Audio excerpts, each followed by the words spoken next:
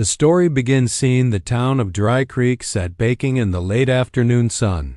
A cluster of weathered buildings crouched against the endless Arizona desert. The dirt streets shimmered in the heat, every step raising a puff of dust that seemed to hang in the air. Wagons creaked. Horses swished their tails at flies. The world carried on in its slow, tired rhythm. From inside the saloon came bursts of laughter, the clink of glasses, and the rattle of poker chips. A tinny piano hammered away at a tune that had long since worn out its welcome. Outside, a couple of men leaned against a hitching rail, chewing tobacco and squinting through the haze as if nothing in the world could disturb them. Then the shouting started. Two figures came stumbling down the trail from the hills, small, barefoot, ragged. They were twin girls, Apache by their features, no more than 11 or 12 years old. Dust streaked their faces, their long braids undone and flying loose as they ran. Their voices carried above the dull noise of the town. "Our Ma!" cried one, her voice sharp with terror. "Our Ma is dying." Heads turned. The broom in the mercantile owner's hands stilled in mid-sweep. The blacksmith stepped to the door of his forge, wiping his soot-darkened arms across his apron. Even the card players inside the saloon paused a heartbeat before the piano struck up again, louder, as though to drown the sound. The girls staggered into the middle of the street, their hands clasped tight together. Their dark eyes were wide, their cheeks wet with tears that carved pale lines through the dust. One girl's knees buckled, and the other dragged her forward, unwilling to stop. "Please!" The second twin shouted, her voice cracking. "She can't breathe. She won't wake up." There was no mistaking the desperation in their cries, but the town's response was cool silence. Folks in Dry Creek were used to Apache trouble. Old grudges still burned raids, stolen cattle, men who never came home. And in that narrow, hardened way of thinking, Apache children carried the same suspicion as Apache warriors. A man stepped out of the saloon, half drunk and weaving on his feet. He squinted at the twins, spat into the dust, and growled, "Go back where you belong." Then he shouldered past them, nearly knocking one into the dirt, and staggered toward his horse. The girls shrank against the wall of the saloon, trembling but refusing to give up. Their hands squeezed tighter, their little bodies pressed close like they could borrow strength from each other. Their cries softened to ragged sobs, but they still tried to make themselves heard. The blacksmith, who had sons of his own, shifted uncomfortably and muttered under his breath. But he didn't move. The mercantile owner went back to sweeping.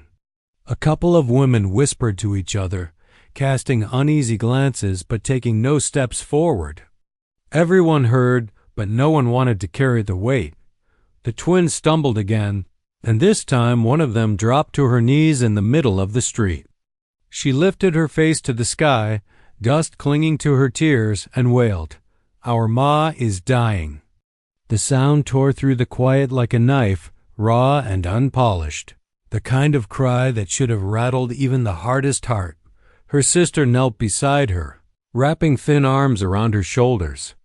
They clung together, two mirror images shaking with grief, their small bodies swallowed by the wide, empty street. The silence that followed was heavier than a gunshot. The townsfolk stood rooted, caught between their fear and their conscience. No one spoke. No one reached down a hand. For a long moment, Dry Creek revealed itself not as a place of neighbors and fairness, but as a town ruled by suspicion, by scars left too long to heal. The girls begged, and the town turned its face away. Then, faintly, a sound broke the stillness. A chair scraped across a wooden floor. The saloon doors creaked, swinging slow, and the measured thud of boots hit the porch. The twins lifted their tear-streaked faces, but before they could see who had come, the town seemed to hold its breath, and there, in the dust of Dry Creek Street, the two Apache girls knelt and wept, their cries carried off by the hot desert wind. The girls' cries hung in the air long after, Their voices broke into hoarse sobs. The silence that followed was not born of pity but of suspicion, the kind that runs deep in a frontier town where every stranger is a threat and every plea could be a trap.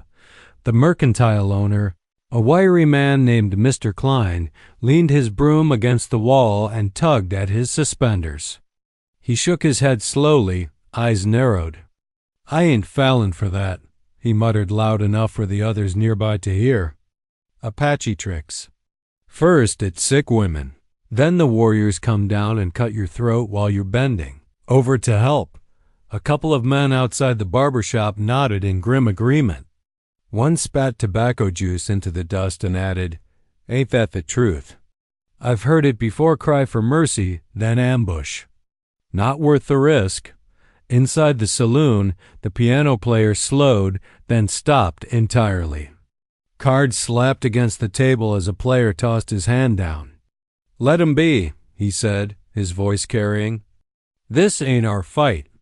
If their kin are sick, their kin can tend to it." The bartender grunted, polishing a glass that didn't need polishing. He'd seen enough to know the mood. Folks in Dry Creek weren't going to lift a finger, not for Apache children. Not even for two who looked half dead from running. The twins swayed where they knelt, clutching each other. Their dark eyes swept over the faces turned away from them. Men staring into their drinks, women looking down at their baskets, boys pretending not to hear. Not a hand reached out. Not a word of comfort came. One of the girls tried again, her voice raw. "Please, she can't breathe." "She'd die." The crowd shifted uneasily. A woman in a sunbonnet tugged her little boy closer to her side, whispering sharply for him not to stare. Another man, a cattle drover, adjusted his hat and spoke low to the blacksmith. "You help 'em, and next thing you know, every Apache in the hills will be thinking Dry Creek's a soft target. You'll bring trouble on us all." The blacksmith grunted but said nothing. His heavy hands flexed at his sides. He remembered a night years back when riders had swept through his ranch and his oldest boy never came home. It wasn't the same tribe, he knew that. But grief and memory don't ask for names. The drunk who'd stumbled out earlier had managed to climb onto his horse. He wobbled in the saddle and sneered down at the twins. "Don't none of you see? It's all a show. They ain't got no dying mama. Just bait." He kicked his horse into motion and lurched down the street, his laughter ringing mean and hollow. The girls flinched at the sound. The smaller twin buried her face against her sister's shoulder, sobbing. The older one lifted her chin, her lips trembling but her voice steady with the last of her courage. "If you won't help us," she said, "then we'll go alone."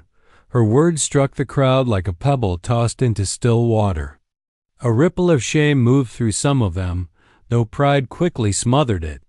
People looked away. A man cursed under his breath and disappeared into the livery.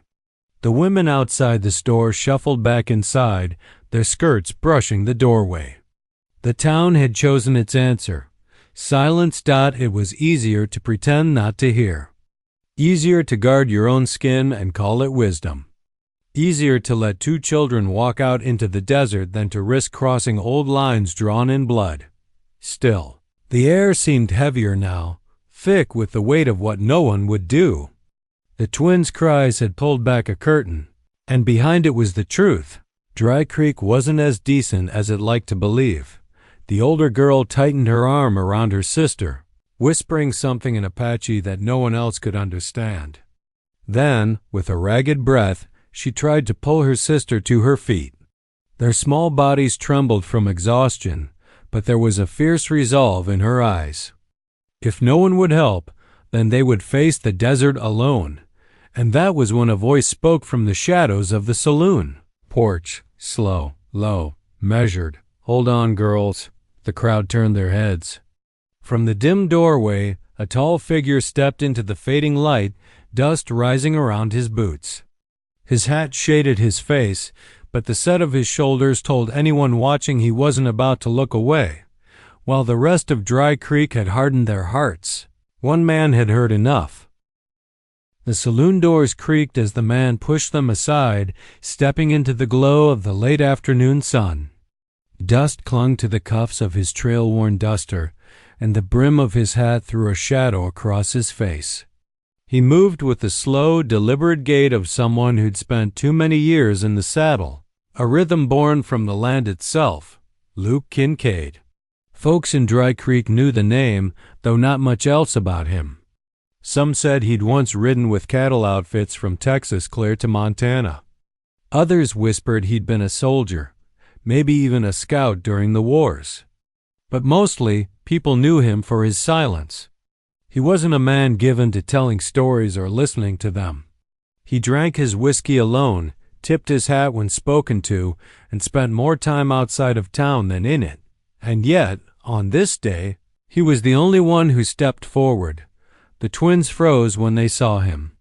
For a heartbeat, their tears slowed, their wide eyes fixed on the stranger whose boots thudded steady on the boards of the saloon porch. He stopped at the edge, studying them with a gaze that was neither cruel nor soft, just steady, like he was weighing something deep inside. "You said your ma's dying," Luke drawled, his voice low and even, like gravel rolling down a dry creek bed.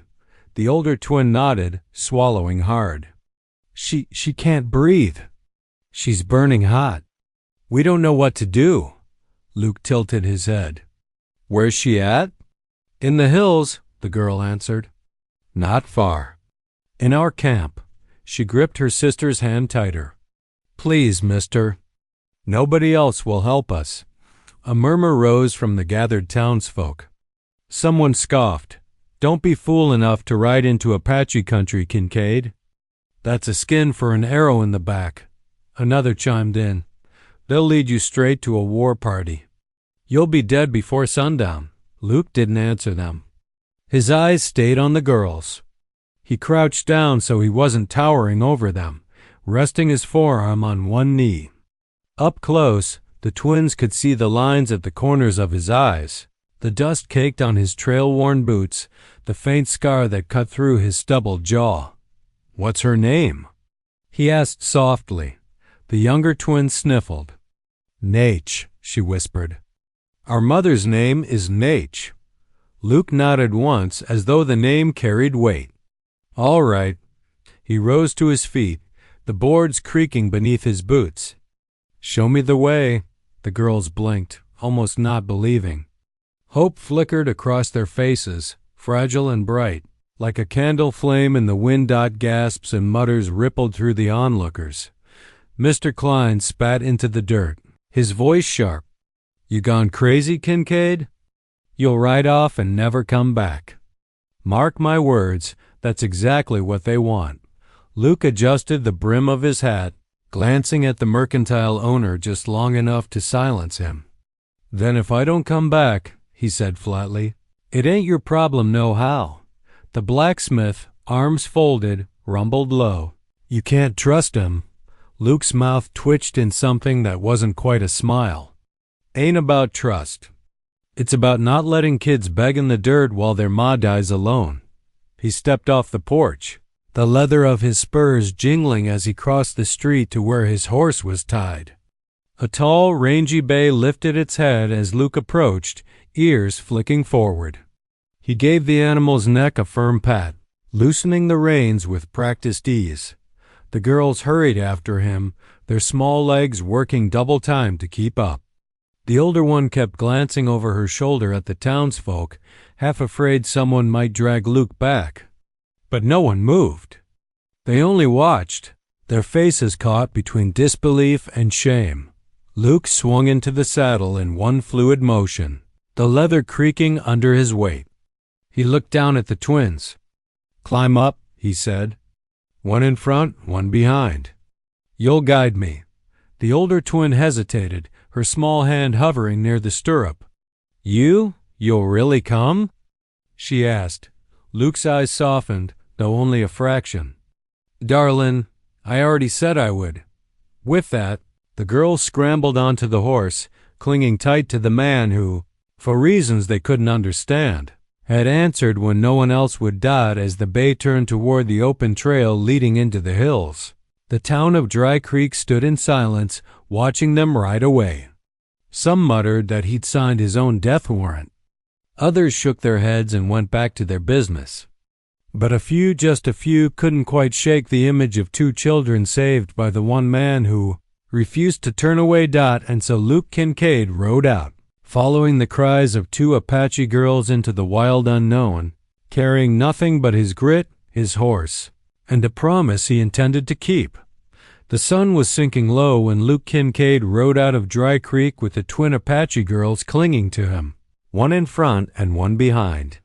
The town shrank to a blur of weathered wood and sagging roofs, its silence left trailing like dust in the wind. Ahead stretched the open land scrub, mesquite, and ridges carved hard by centuries of heat. The desert did not welcome travelers. It endured them. The girls pointed the way with small, trembling hands.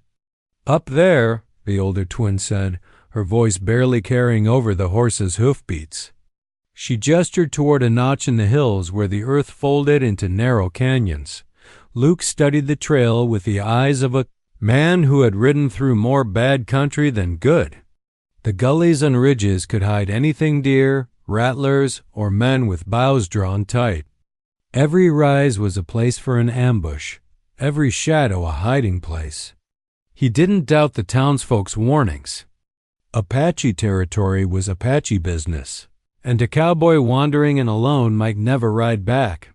Still, he nudged his bay forward, his jaw set. He wasn't the type to turn back once he'd given his word.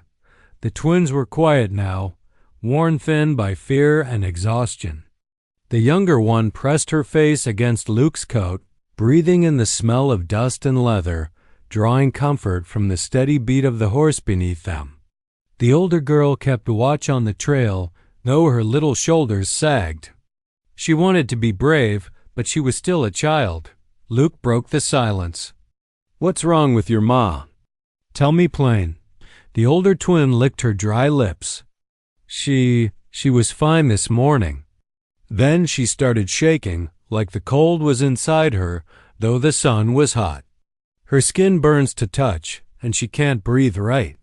"She won't wake up." Luke nodded grimly. "Fever. Maybe snake bite, maybe an infection." Whatever it was, the woman was fighting for her life, and time wasn't on her side.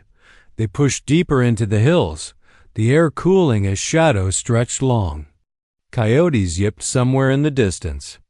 Luke's hand hovered near the worn butt of his Colt, his eyes scanning the ridges above. He knew better than to expect an easy ride. Sure enough, before long, movement flickered on the crest of a hill. A dark figure on horseback, then another, then three. Apache warriors. They rode parallel to Luke, silent as spirits, their eyes fixed on him.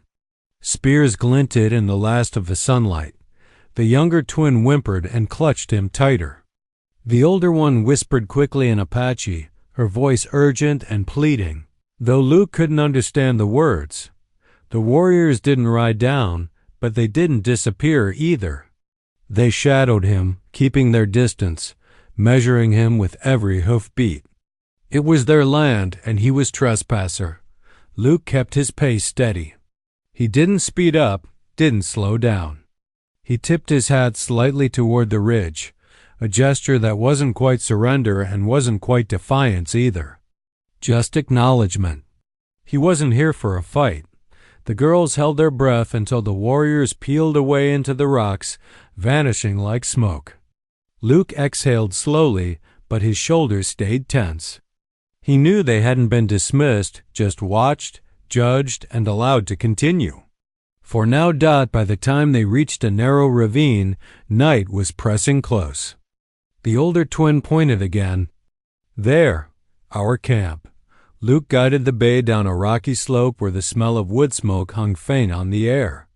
A few hides were stretched between poles, smoke curling from a dying fire. It wasn't a war camp too small. Just a family's home in the wilderness. And there, lying on a bed of woven mats, was their mother. Even from horseback, Luke could see she was in bad shape.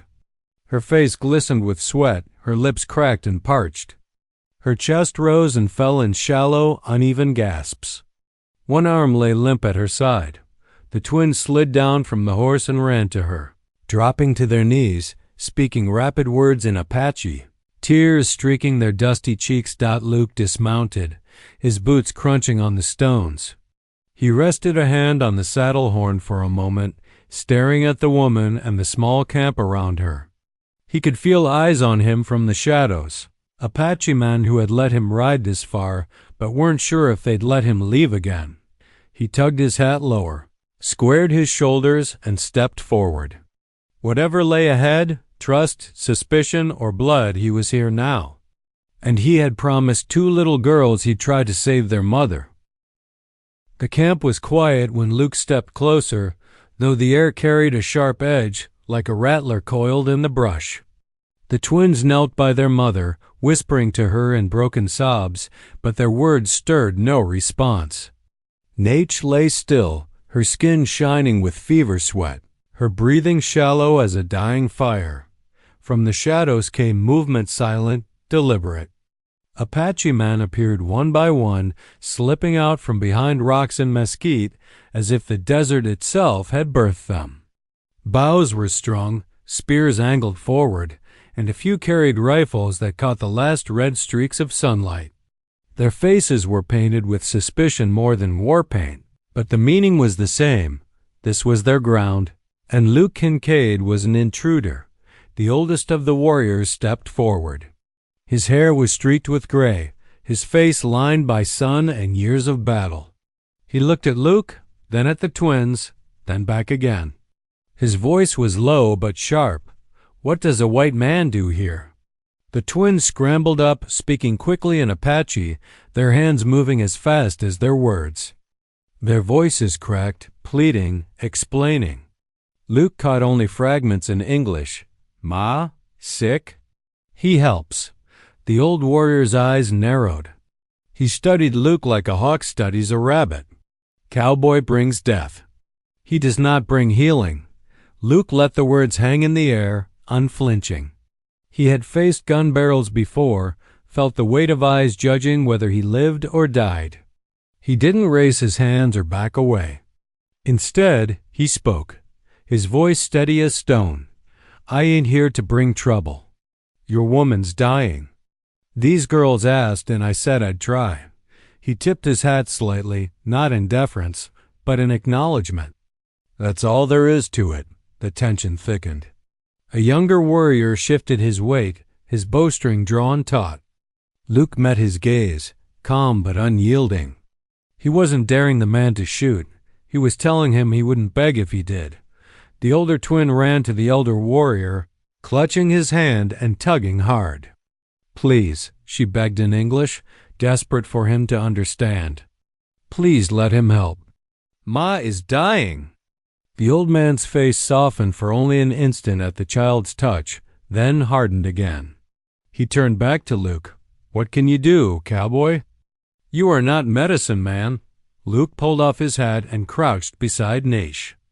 The heat of her skin radiated like a fire. He pressed 2 fingers to her neck, feeling the weak, thready pulse. He studied her breathing, the sweat beading on her brow, the tremor in her lips. "I ain't no doctor," Luke admitted, "but I rode with one for years. Learned a thing or two about fevers, snake bites, wounds that don't heal right." He looked up at the elder. "Maybe I can't save her, but if I do nothing, she's gone before morning." "That's a fact," a murmur rippled through the warriors. Suspicion wrestled with uncertainty. The twins clung to their mother's side, eyes darting between Luke and their kin, their tiny hands clenched like they were holding on to hope itself. Finally, the elder gave a short nod. "You try," he said. "But know this, if you bring harm, your life ends here." He tapped the haft of his spear against the ground, a sound that echoed final as a gavel. Luke gave the faintest of smiles, though it didn't reach his eyes. "Fair enough." He shrugged out of his coat, rolled up his sleeves, and set to work with the supplies he carried in his saddlebag: a flask of water, a knife, some dried herbs he'd picked up from a trader.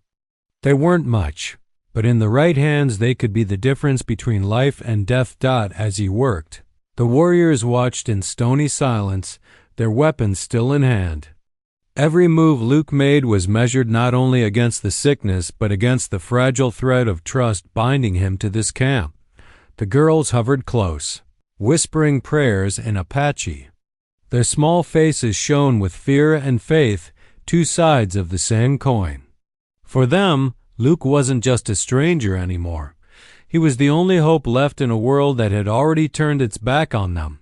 Night settled heavy over the hills, and the fire crackled low. The desert wind carried the sharp scent of sage. In that circle of flickering light, the test was underway, not just of Luke's skill, but of his heart, and the eyes of a people long at odds with men like him waited to see if this cowboy's promise was worth believing. Night pressed close around the camp, the stars sharp and cold above, while the fire at the center burned low and steady. Luke Kincaid knelt beside Naish, the sick woman's face pale beneath its fever flush. Her breaths came shallow, uneven, like a bellows about to give out. The twins crouched near her head, whispering encouragement in Apache, their small hands stroking her damp hair. Luke set his saddlebags down in the dirt. He pulled out a water flask, a strip of clean cloth, and a pouch of herbs he'd carried for years. Simple things, but in his line of living, simple things could mean the difference between life and death. The Apache warriors stood in a half circle, silent as stone, their eyes never leaving him. Every move he made was measured under their watch, judged with the weight of suspicion. If he faltered, if Nate slipped away under his hands, they might decide his usefulness had ended. Luke didn't let that thought show. His hands were steady as he poured water into a tin cup, soaking the cloth and pressing it gently against Nate's forehead. Steam rose faintly from her skin. He spoke low, almost to himself. "She's burning up. Body's fighting something fierce."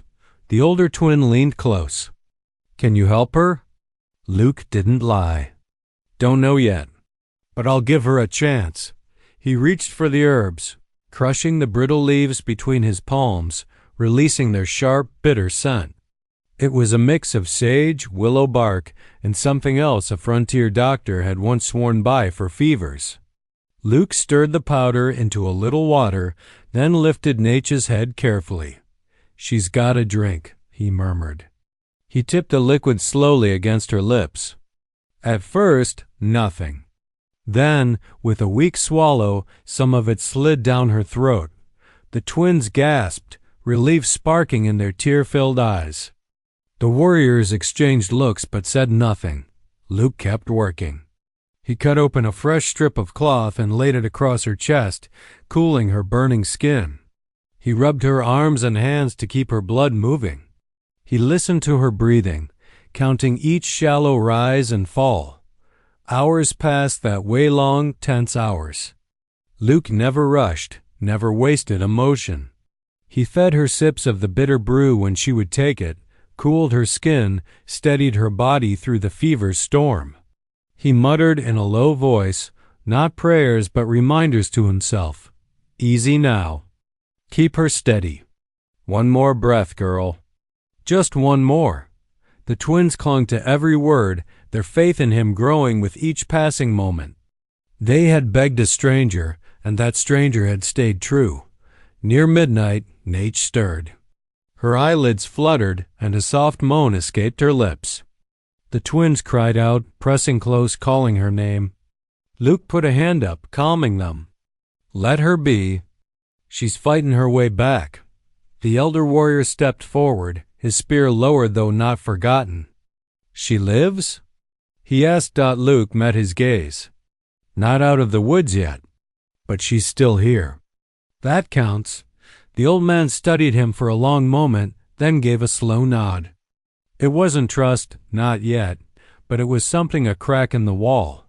Luke leaned back on his heels, stretching his stiff shoulders. He'd been riding trails most of his life, patching men up after fights, dragging them back from fever and bullet wounds. This wasn't new work to him. What was new was the way those girls' eyes shone with hope each time their mother's chest rose steady. It stirred something in him he thought he'd buried long ago. By the time the moon rode high, Nature's fever had broken a little. Her skin was still hot, but her breathing grew deeper, steadier. She whispered a word hoarse, weak but clear. The twins answered in a rush of tears and laughter, clinging to her as though she might slip away again. Luke sat back, scrubbing a hand over his face. For the first time all day, he let out a long breath. He wasn't sure if Nate would make it through the night, but she had a fighting chance now. And sometimes a chance was all a man could give. The warriors relaxed fraction by fraction, lowering their weapons though their eyes stayed wary. The elder met Luke's gaze again, this time with something that looked less like suspicion and more like respect. The desert was quiet except for the ki-hums amafilam, crackle of fire and the sound of a woman's breathing, stronger now, steadier. And in that circle of flame and shadow, Luke Kincaid's rough, calloused hands had done what no one in Dry Creek had been willing to try. He had given life a foothold against death. By dawn, the desert had shifted from the deep indigo of night to pale gold. The first sun rays struck the camp, illuminating the worn faces of the Apache warriors and the exhausted relief etched on the twins' features. Nature's breaths had evened out, her chest rising and falling with a strength that hadn't been there the night before. The twins were at her side, their small hands holding hers, whispering words in their language. They laughed softly, tears still wet on their cheeks, the kind of laughter that carries both disbelief and gratitude. Luke Kincaid leaned against the saddle of his horse, arms crossed over his chest, watching quietly. His hat shadowed his eyes, but the slight curve of his mouth betrayed a touch of satisfaction. He had done what needed doing. That was all he sought. The elder warrior approached, his spear still in hand but lowered in a gesture of acknowledgement rather than threat. "She lives," he said simply, his voice carrying the weight of respect earned rather than given. Luke nodded. "For now. But she's strong. She'll be up soon." The warrior studied him a long moment, as if weighing not only Luke's skill but his intent. Then he extended a hand in a rare gesture of trust. Luke hesitated a heartbeat before clasping it firmly. The handshake was brief, a silent agreement. Lives had been spared, debts incurred, and a fragile understanding formed. The younger twin clung to her mother, whispering in hurried tones. The older twin finally turned to Luke, eyes wide, shining with a mixture of awe and gratitude. "Thank you," she whispered. Luke tipped his hat but said nothing. Words weren't necessary. His promise had been kept. That was enough. Around them, the warriors began moving quietly about their camp, tending to small chores, the fire dying low. There was a respect in their movements now, a recognition that the cowboy who had crossed into their territory was not a threat, but someone who had risked his life to save one of their own. The twins ran small errands for their mother, bringing water and adjusting blankets. They spoke often in soft whispers to Luke, their eyes lingering, but he gave them space. He was a guest here, and he knew better than to overstep. The morning sun climbed higher, casting long shadows across the hills. Luke's horse pawed at the earth impatiently. He knew it was time to leave. Dry Creek and its indifferent people waited somewhere beyond the next ridge, and he had no intention of staying longer than necessary. The older twin grabbed his hand. "You're going to leave?" Her voice trembled. Luke crouched down to her level, eyes meeting hers. "I have to ride on. But I won't forget you girls, and neither should you. Keep her safe. That's the most important thing." The twins nodded, though their hearts ached at the thought. They had grown to trust him in just a few hours, yet the life they had been clinging to had been delivered by someone who couldn't stay. Life on the frontier was harsh like that. The elder warrior stepped forward once more. "If trouble comes, you may ride through these lands again, and we will remember you. You have earned that." Luke simply nodded, accepting the unspoken gratitude and recognition. He swung into the saddle, the leather creaking beneath him. The twins clutched each other, whispering quiet prayers, as the cowboy nudged his horse forward, leading them down the trail. For the first time in many years, Luke felt a rare sort of quiet satisfaction. He had crossed into unknown land, faced danger and suspicion, and come out with a life saved. That was all a man could ask for in this world, and it was enough. As he reached the edge of the camp, the twins waved, small hands raised against the brightening sky. The elders watched silently, the weight of the unspoken debt lingering in the morning air.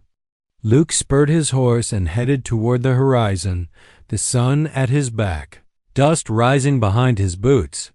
The twins would never forget the cowboy who had answered their cries. The elders would never forget the stranger who had risked everything to save a life not his own. And Luke Kincaid rode on, alone once more, carrying the quiet knowledge that sometimes, even in a harsh and unforgiving land, a man could make a difference. The morning sun burned high over the hills, casting long shadows that stretched like fingers across the dusty trail. Luke Kincaid guided his horse steadily, the bay's hooves striking the earth with a rhythmic certainty that matched the beat of his own heart.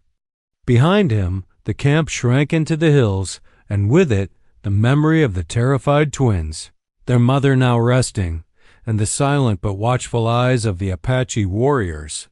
Luke didn't look back. He didn't need to. He knew the girl's safety had been secured, at least for now. Life would go on for them in their small, rugged corner of the world, and his task was complete.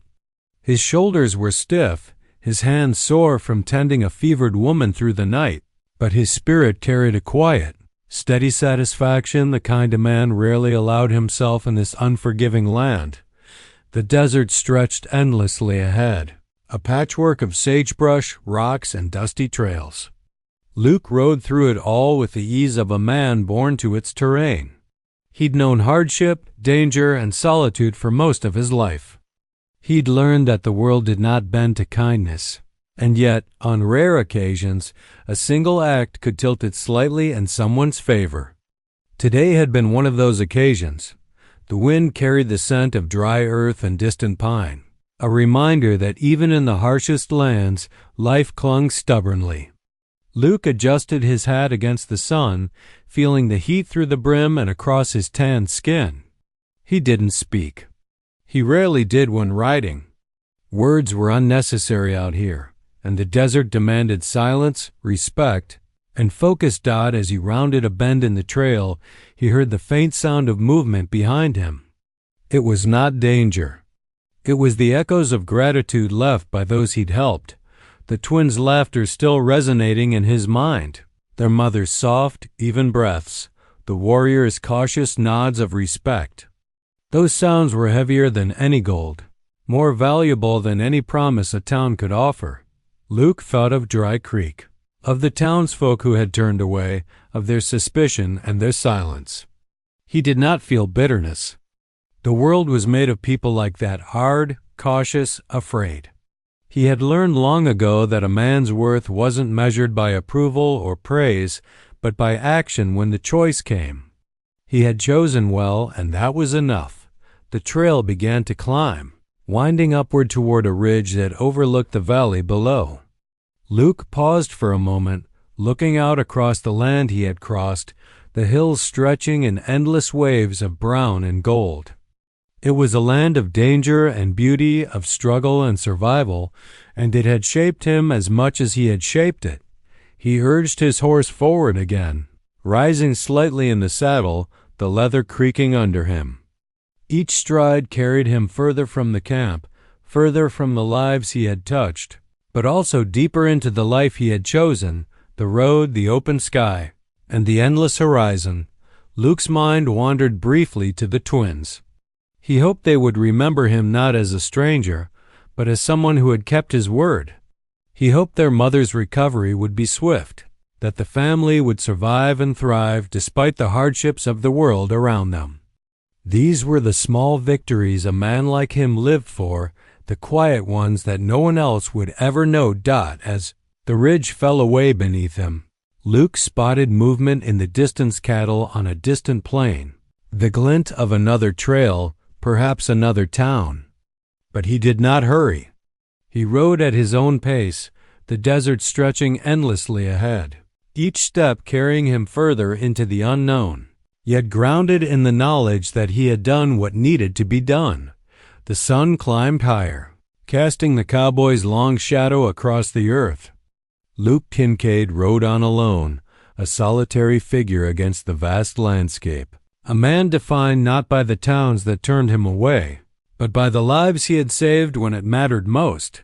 Somewhere behind him, a family had been given hope. A town would remember, perhaps too late, the measure of courage it had ignored. And ahead, the road twisted onward, waiting to test him again, as it always had. Luke didn't look back. He rode on, the wind in his face, the sun at his back, carrying with him the quiet satisfaction of a man who had kept his promise, and the knowledge that some acts of courage do not need witnesses to matter. Desert swallowed him slowly, dust rising behind his horse like a fading trail of proof, and Luke Kincaid disappeared into the horizon, leaving behind a story that would be remembered quietly, reverently, by those whose lives he had touched.